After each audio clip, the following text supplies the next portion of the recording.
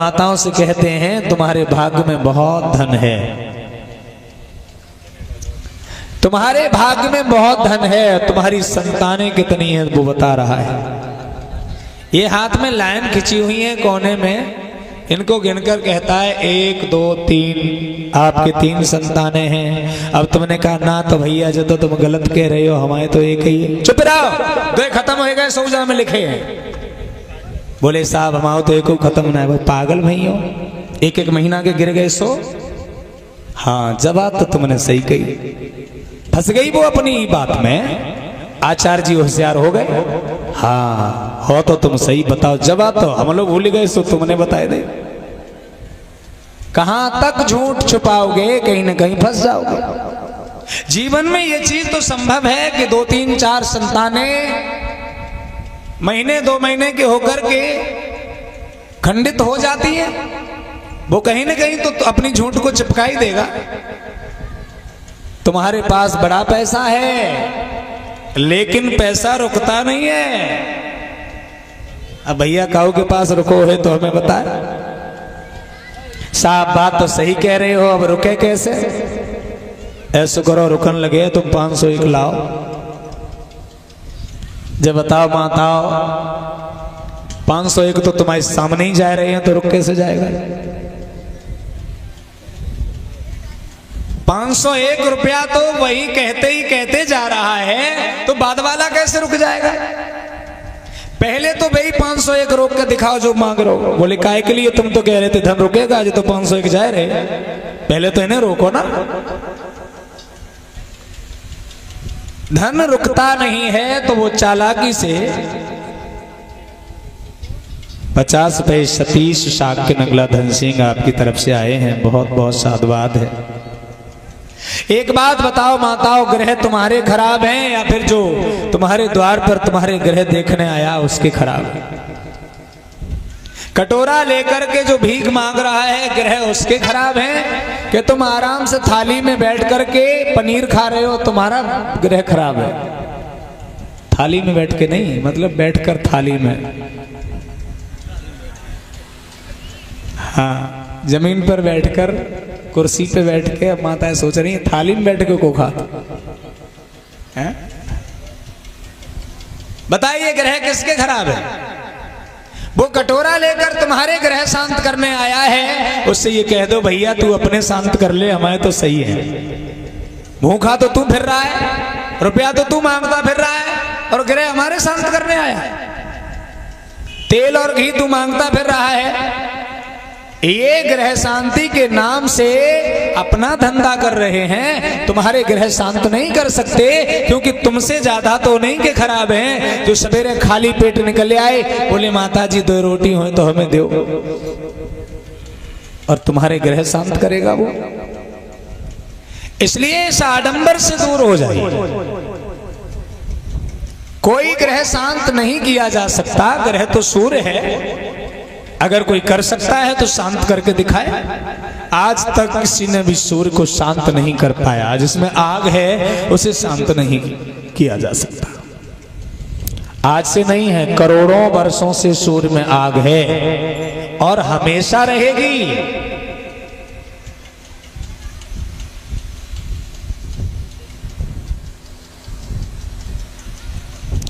इसलिए माताओं इस आडंबर को छोड़ देना। अगर कोई तुम्हारा हाथ देखे, अगर बुद्ध कथा समझ में आई हो तो हाथ दिखाना बंद कर देना, क्योंकि हाथ में कुछ नहीं लिखा होता है। हाथ की लकीरों में कुछ भी नहीं लिखा होता है।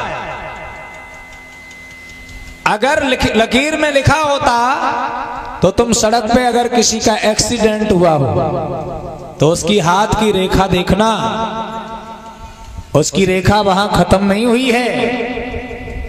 उसकी उम्र दिखा रही है 80 साल की, 90 साल की। कई लोगों की 100 साल की उम्र हाथ की रेखा दिखा रही है, सड़क पे बटोरे जा रहे हैं, क्योंकि हाथ में रेखा उम्र नहीं बताती है। ये रेखाएं क्या करती हैं आप जानती हो? ये हाथ में रेखा क्यों है, कोई बताए? बता सकता है कोई? हाथ में रेखा आपकी मुट्ठी बांधने के लिए है। अगर हाथ में रेखाएं नहीं होती तो आप मुट्ठी नहीं बांध सकती थी। जहां रेखाएं हैं वहीं से आपकी मुट्ठी मुड़ रही है, देखिए अपनी मोड़ के देख लो। अगर ये रेखा नहीं होती तो जहां बीच में गड्ढा है ना, यहां पर इतना बड़ा मांस का लोथरा इकट्ठा हो जाता, जब मुट्ठी बांधते तो गांठ बन जाती है। तो ये रेखा प्रकृति ने आपका खून रोकने के लिए बनाई है कि अंगुलियों का खून सरक करके मुट्ठी में ना आ जाए, इसलिए इन अंगुलियों को 3 जगह बांध दिया। यहाँ का खून यहाँ रहेगा, यहाँ का यहाँ रहेगा, यहाँ का यहाँ रहेगा। अगर ये रेखा नहीं होती तो अंगुली जब हाथ ऊपर करते तो खून सरक करके यहाँ पर आ जाता ना। जब मुट्ठी बांधती तो गड़बड़ हो जाती, दिक्कत होती। या फिर जहां पर मोड़ने की व्यवस्था नहीं है वहां से मोड़ के दिखाइए, नहीं मोड़ सकते। आपके हाथ के बाद यहां कहीं पर रेखा नहीं है, क्योंकि हाथ यहां से नहीं मुड़ता।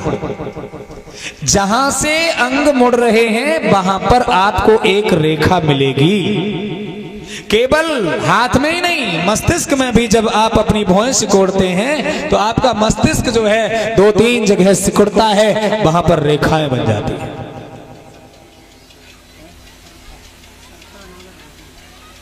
₹100 सरिता नगला धन सिंह आपकी तरफ से आए हैं, बहुत बहुत साधुवाद है, मंगल कामनाएं। बात समझ में आ रही है? शरीर के किसी भी अंग को देखिए, जहां से मुड़ता है वहां रेखा होती है।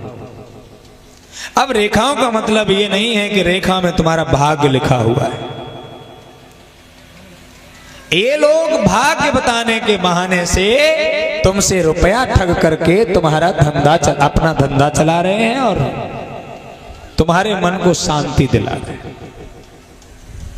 तो कितनी माताएं समझ गई हैं कि ये धंधा अब हम नहीं चलने देंगे, हैं? हाँ, अगर किसी को मांगना है, गरीब है तो उसे भिक्षा दो, हम ये नहीं कहते हैं कि भीख मत दो, लेकिन हाथ दिखाने के बहाने से मांग रहा है तो वो ठग है। उसके हाथ में भी रेखा है ना, उससे ये पूछो तुम्हारे हाथ की रेखा में धन नहीं है क्या? उसकी रेखा में भी धन है, फिर भी वो तुम्हारे द्वार पर मांग रहा है। मेरे पास एक बार घर पर आया एक, सभी के घरों में जाते हैं, घरवाली माताएं, परिवार की ताई वगैरह सब बैठी, तो हाथ देखने लगा। तो ताई से कह रहा है तुम्हारे ग्रह खराब चल रहे हैं, 2 किलो तेल ले आओ, तो वो तेल ले आए। अचानक हम आ गए, मैंने कहा ये क्या हो रहा है? अब 2 किलो घी और मांग रहा था, ताई बोली 2 किलो तो ना है, 1 किलो मिल जाए। ठीक है, तब तक हम अचानक आए, हमने कहा ये बताओ इस तेल का और घी का क्या करोगे? अब तक तो वो कह रहा था ग्रह शांत करेंगे, अब कह रहा है कि कचला में भंडारा होगा, वहां पर हम ये दान करेंगे। बात बदल गया। हमने कहा क्या इसने यही कहा था? बोले ना, ये कह रहे थे तुम्हारे ग्रह शांत करेंगे। हमने कहा ठीक है, अब तुम्हें ले जाना चाहते हो तो ले जाओ, लेकिन तुम इस योग्य नहीं हो कि तुम्हें दिया जाए। हमने कहा हमारा हाथ देखो, अगर तुम बताना जानते हो तो बताओ। उसने हाथ देखा, उसकी जो परंपरा है उससे उसने बताया कि तुम्हारे हाथ में बहुत सा धन है। तो हमने कहा कितना बहुत सा धन होगा? बहुत है। कितना बहुत होगा? 1 लाख, 2 लाख, 10 लाख, करोड़, 5 करोड़, 16, कम से कम 5 करोड़। तो हमने सोचा 5 करोड़ तो हो भी सकता है, क्योंकि हम पैसा कमा रहे हैं, बुढ़ापे तक हो सकता है 5 करोड़ रुपया हम कमा लें तो इसकी बात सही हो जाएगी। तो हमने उससे पूछा क्या ये बात वास्तव में सही है? कितने दिन तक ये व्यवस्था हो सकती है? बोले सो हमें नहीं मालूम। मैंने कहा तुम अनुमान लगा रहे हो हमारे धंधे के हिसाब से, हमारे काम के हिसाब से आप अनुमान लगा रहे हो। अगर हमारे हाथ में 5 करोड़ हैं तो ऐसा करो, 500 रुपया का के मांग रहे, 2.5 करोड़ तुम ले, 2.5 करोड़ हम ले रहे, चलो हम और करवाए दो। बोलो यार ने करवाया तो नहीं सकता, तो फिर हमें काहे को उल्लू बना रहा है? अगर होगा तो हमारा खुद ही मिल जाएगा। तू काय बात के 500 रुपया ले रहा हो? आप खेती कर रहे हैं, आप तंबाकू कर रहे हैं, किसी की 5-5, 10-10 लाख रुपए की हो रही है हर साल, तो फिर 10 साल में वो 1 करोड़ कमा लेगा। तेरे हाथ दिखाने से हमें कौन सा फायदा हुआ? तू किस बात का ले जा रहा है? मुझे खुद ही पता है कि हम हर साल 5 लाख की तंबाकू कर रहे हैं, 4 लाख का हम आलू कर रहे हैं, 3 लाख का हम लहसुन कर रहे हैं, तो हमें खुद ही पता है ना हमारे पास कितना पैसा हो जाएगा। माताओं, तुम्हें पैसे की जानकारी है अपने घर की या उसे जानकारी है? वो तुम्हारे घर की जानकारी देने आ रहा है, उसे अपने घर के बारे में कुछ नहीं पता है। इसलिए याद रखना, तुम इस तरह के अंधविश्वास से बाहर निकल जाओ। जब तुम्हारे घर में कोई नहीं होता है तब ये लोग आते हैं, जबकि किसी भी महिला को पराये मर्द के सामने अकेले में नहीं जाना चाहिए। क्या क्या बातें करते हैं वो तुम ही जानती हो, क्या क्या बातें बता रहे हैं तुम ही जानती हो। कुछ माताएं नाराज तक हो जाती हैं, लफंगियाई बातें कर रहे हो, हाथ देखने आए हो। एक गांव में मैं कथा कहने गया था तो वहां ये सूचना मिली थी कि एक हाथ देखने वाले को महिलाओं ने कमरे में बंद कर लिया। तब गांव वाले आए, क्यों बंद कर लिया? अब ये कहानी तो हम नहीं बताएंगे, लेकिन उसने जरूर कोई बदतमीजी की होगी।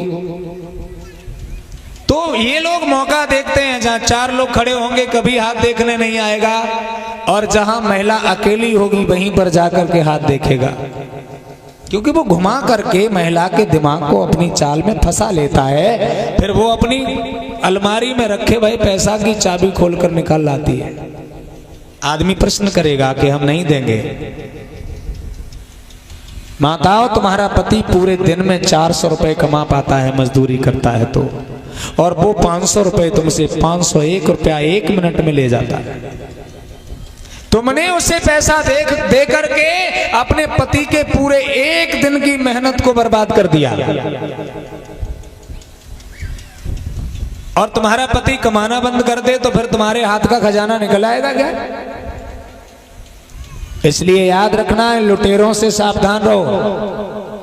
तुम्हारा पति कितना महान है जो खेत में काम नहीं करवाता, मेहनत करता है, उसके बाद तुम्हें पैसे रखने के लिए देता है, और तुम उस पैसे को लुटा रही हो।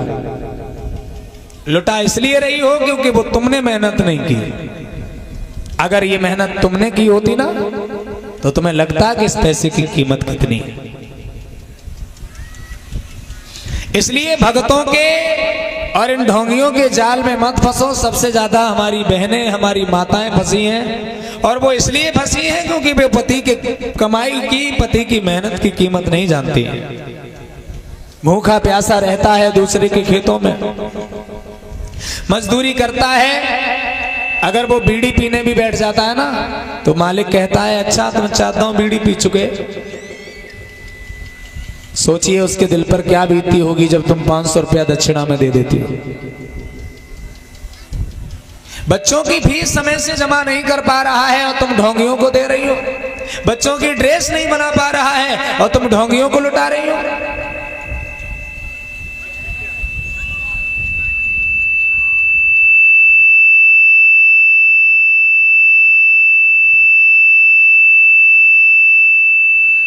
अंकल जी कह रहे हैं जिस शाम को सब भूल जाएंगी। पल्ले झार सुन रही हैं। अच्छा माताओं, इनकी बात का जवाब देना। कितनी माताएं शाम को भूल जाएंगी कि आज के बाद ढोंगियों को हमें रुपया नहीं देना? कोई ना भूले, वो लौटा देना दरवाजे से। जाओ भैया, अपने घर पे कमाओ और खाओ। हमारा पति बड़ी मेहनत से कमाता है, हम बांटने के लिए नहीं बैठे। भिखारी को भोजन दे सकते हैं। भिखारी उसे कहते हैं जो वास्तव में कमजोर है, गरीब है, भूखा प्यासा है, उसे भोजन करा सकते हैं। धंधे वाले को जो हर दिन आ रहा है, आज आया, फिर पूर्णमासी को आया, फिर अमावस्या को आया, ऐसे धंधे वालों को देना बंद कर दो। ये भिखारी नहीं है, ये धंधे वाले लोग हैं।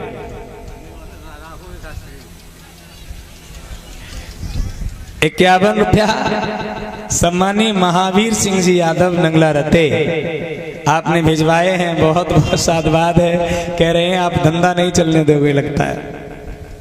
तो धंधे वालों का धंधा बंद करना ये कोई धंधा थोड़ी है। अगर देश को आगे बढ़ाना है तो महिलाओं को ठगने से देश आगे नहीं बढ़ेगा।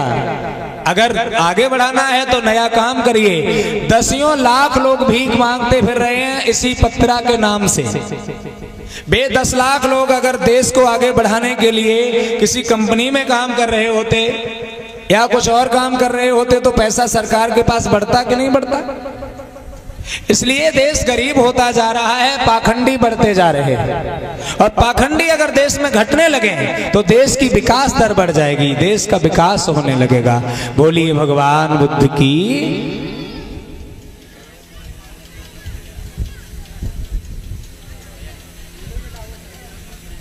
आइए 2 लाइन बोलेंगे, उसके बाद श्रवण करते हैं आगे। तो जो माताएं अब अंधविश्वास नहीं करेंगी कृपा करके एक बार हाथ उठाओ। सभी देख लीजिए, दादाजी का जवाब मिल गया है, अब वो नहीं भूलेंगे। अब एक ही पाखंड नहीं होता है, ध्यान रखना। पाखंड एक और आने वाला है, करवा चौथ। तब देखें दादाजी की बात याद है कि नहीं है।